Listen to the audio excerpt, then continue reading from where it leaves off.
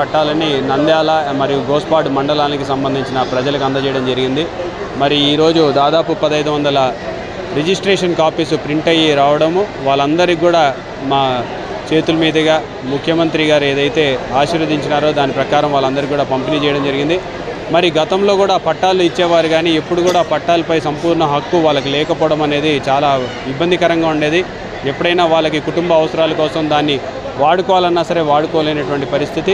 అలాగే మా నంద్యాల నియోజకవర్గంలో ఈ దుర్మార్గమైన ప్రతిపక్ష నాయకులు, తెలుగుదేశం నాయకులు కోర్టు కేసులు వేసి పేదలకు ఇళ్ల పట్టాలు కూడా రానియకుండా చేసినటువంటి పరిస్థితి మన నంద్యాల నియోజకవర్గంలో చూసాం. మరి దాన్ని కూడా కోర్టులో ఛాలెంజ్ చేసి గెలిచి ఈరోజు దాదాపు 6000 వరకు ఇవ్వడం జరిగింది. ఇంకొక 2500 కూడా కోర్టులో ఉన్నాయి. అవి కూడా త్వరలోనే ఆ కోర్టు కేసులు కూడా తెగిపోయి పేదలందరికీ కూడా ఇళ్ల పట్టాలు పంపిణీ చేస్తాం. మరి ఇళ్ల పట్టాలు దాదాపు 6000 పైగా ఇస్తే దాదాపు మన ప్రభుత్వం ఏర్పడిన తర్వాత 6000 మందికి ఇల్లులు కూడా నిర్మించి ఇచ్చామని చెప్పేసి కూడా చాలా గర్వంగా తెలియజేస్తున్నాం. మరి ఈ రకంగా దాదాపు 12,000 మందికి న్యాయం చేసిన వాళ్ళము. మరి భవిష్యత్తులో కూడా ఈ కోర్టు కేసులు క్లియర్ అయిన వెంటనే ప్రతి ఒక్కరికి ఇవ్వడమే కాకుండా ఇంకెవరైనా అప్లై చేసుకున్నా సరే శాచ్యురేషన్ మోడ్లో పూర్తి చేయమని ముఖ్యమంత్రి గారు ఆదేశించినారు. అదే ప్రకారం నడుచుకుంటామని చెప్పి తెలియజేసుకుంటాం.